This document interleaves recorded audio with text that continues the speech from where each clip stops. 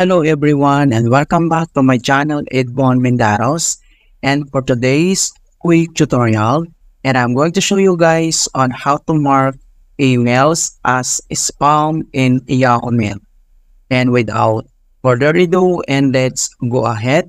So all you have to do is to open up on any web browser like Microsoft Edge, Mozilla Firefox, or Chrome browser and log in your Yahoo account. And next step, so open lang natin ang ating Chrome web browser. And once nakapag-login ka na, so ganito yung makikita mo dito sa Yahoo homepage. And next step, dito lang sa upper right side, makikita mo dito yung Yahoo Mail inbox. So i-click mo lang yan. At madadirect tayo dito sa Yahoo Mail. And then dito yung inbox natin.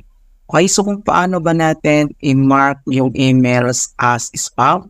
So sili ka lang dito kung anong email yung gusto mong ilagay sa spam. So for example, click mo lang dito yung isang email dito sa box.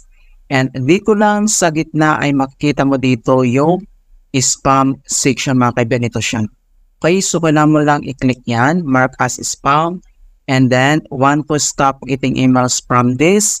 And then pwede mo itong i-unsubscribe or report as spam. So click mo lang yan.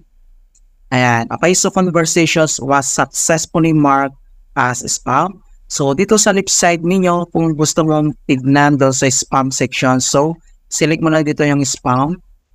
And then, nandito na siya, mga kaibigan. So, makikita mo na dito.